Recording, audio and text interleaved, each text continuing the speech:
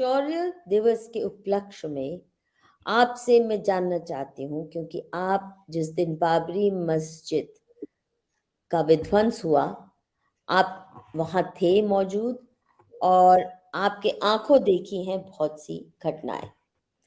तो सबसे पहले जो मेरा सवाल आपसे होगा, अ, आप क्या आकस्मिक वहां पहुंचे कि उस आंदोलन से, राम मंदिर आंदोलन से पुराने आपके संबंध रहे? और दूसरा, क्या ये विध्वंस आवश्यक था कि इसके बगैर भी कोर्ट के माध्यम से, बहुत से लोग सोचते हैं कि अंत में कोर्ट ने ही फैसला जब करना था तो फिर क्या जरूरत थी तोड़ने की, वगैरह वगैरह। आपका उस बारे में क्या विचार है? मैं थोड़ा विस्तार से बात करूंगा। जी। बताता हूं इसके बारे में। एक तो ये कि बाबरी मस्जिद बनी क्यों। काशी विश्वनाथ के मंदिर पर ज्ञानवापी मस्जिद का क्या मतलब। कोई भी अंधा भी टटोलेगा तो समझ लेगा कि मंदिर के ऊपर गुंबद बना दिए गए हैं। कोई भी समझ सकता है। कृष्ण जन्मभूमि पर ईदगाह क्यों? और ऐसे एकाध मंदिर नहीं है। इस्लाम जहां जहां गया है हर जगह उसने यही हाल किया है।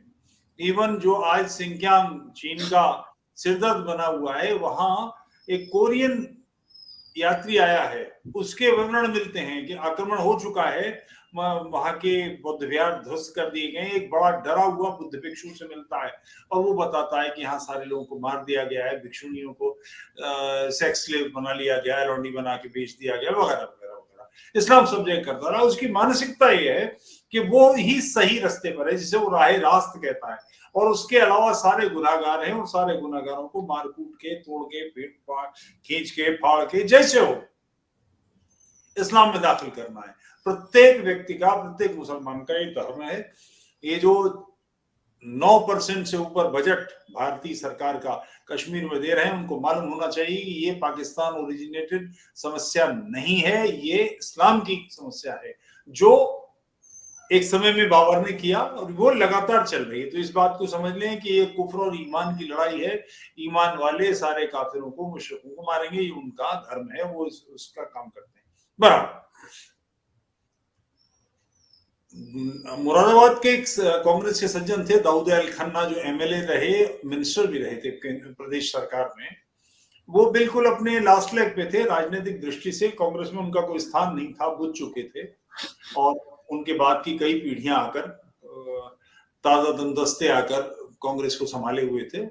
इन्होंने मुरादाबाद में दिनेश चंद्र त्यागी विभाग प्रचारक थे संघ के, उनसे संपर्क किया और उनसे कहा कि यह आंदोलन होना चाहिए, राम जन्मभूमि, कृष्ण जन्मभूमि, काशी विश्वनाथ को वापस लेने का।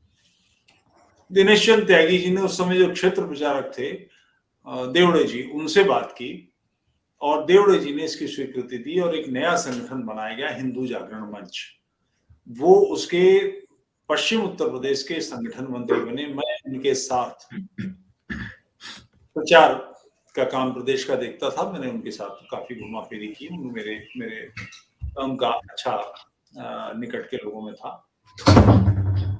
इस आंदोलन को बढ़ाया गया और तय किया गया कि हम हिंदू सम्मेलन करेंगे। तो मुरादाबाद में सम्मेलन हुआ, बिजनौर में हुआ, मुरादाबाद हमारे यहाँ हुआ, और एक बड़ा सम्मेलन मुजफ्फरनगर में हुआ। आजकल जो ये ऋषिक इसमें वृंदावन में रहते हैं विजय कौशल जी, जो एक कथा वार्ता करने वाले आदमी बन गए हैं, उस समय वो जिला प्रचारक थे वहां संघ के। उनके समय में बड़ा तगड़ा कार्यक्रम हुआ और उस समय सत्संग चालक थे रज्जू भैया, वो भी उसमें आए थे। कोई 30-40-50 हजार लोगों की भीड़ इकट्ठी हुई। जब ये संगठन बढ़ गया तो इस संगठन ये कार्य बढ़ गया, तो इस कार्य को उनसे लेकर विश्व हिंदू परिषद के हाथ में सौंपा गया। ये इसकी भूमिका है। मैं शुरू से इसके साथ था और उस समय जब ये कार्यक्रम चल रहा था, तो ये आंदोलन चल रहा था, तो मैं बजरंग दल का, नैनीताल जिला था उस समय, तो उसके भाग कर दिए गए, नैनीताल जिले का सह प्रमुख था विनोद शर्मा, मेरे साथ थे। मेरे वो बजरंग दल के संयोजक थे, मैं सह संयोजक था उनके साथ। तो हम अपने क्षेत्र की टीम लेकर गए थे वहां। हुआ क्या था ये मैं बताता हूँ आपको। विश्व हिंदू परिषद 2-3 बार कार्य सेवा कर चुकी थी, भूमि पूजन हो चुका था, कई बार भूमि पूजन हुआ। ये इससे उस मानसिकता को समझने में आसानी होगी कि ये जिन लोगों ने ये यज्ञ रचा था उनकी मानसिकता क्या थी, वो करना क्या चाह रहे थे। इस सिलसिले में इस्लामी पक्ष जानता था कि ये जबरदस्ती किया गया है और वो लगभग इस मनस्थिति में था कि कोई सम्मानजनक रास्ता निकल आए तो वो इससे जान छुड़ा ले, क्योंकि बाबरी मस्जिद मीर बाकी जिसका नाम लिया था थोड़ी वो शिया था। उसकी परंपरा के लोगों ने कहा हमने तो 1700 कुछ में ही सौंप दी थी, लखनऊ का जो नवाब था उसने तभी दे दी थी, हमारा कोई मतलब नहीं। ये सारी बातें शिया कर रहे थे। और जो बाबरी मस्जिद एक्शन कमेटी थी ये सुन्नियों की थी, जिसकी जमीन ही नहीं थी, जिसका दावा ही नहीं था, तो कौन में खामखा हो रही थी। डर ये था कि अगर ये खुल गया रास्ता, ये दरवाजा खुल गया तो इसमें से इतना रेला आएगा कि पूरे किले की दीवारें गिर जाएंगी। इस डर से वो लोग चाह रहे थे कि किसी तरह से कोई सम्मानजनक रास्ता निकल आए। और इस सिलसिले में आडवाणी जी ने ये कहा कि ये 3 जगह दे दो और सारी शांति हो जाएगी, विच वॉज वेरी रॉन्ग। प्रत्येक जहां जहां इस तरह की जगह हैं उन सारी जगहों को हिंदुओं को वापस मिलना चाहिए। 3 पे समझौता कौन करेंगे? और आडवाणी जी हिंदुओं के लीडर कहां से हो गए?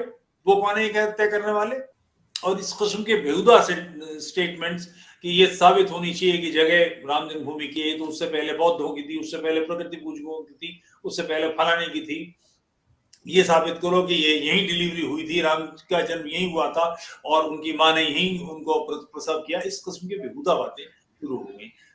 बाबरी मस्जिद एक्शन कमेटी के लोगों को थोड़ा सहारा लग गया वो, और ये हंगामा मचने लगा। अगली बार जो मीटिंग थी बाबरी मस्जिद एक्शन कमेटी का, कोई आदमी उसमें नहीं आया, जवाब देने को था ही नहीं कुछ, उनके पास कोई तरीका नहीं था, क्योंकि इन्हीं वामपंथियों को भड़काए हुए थे वो, जिससे ये सारी बात कर रहे थे।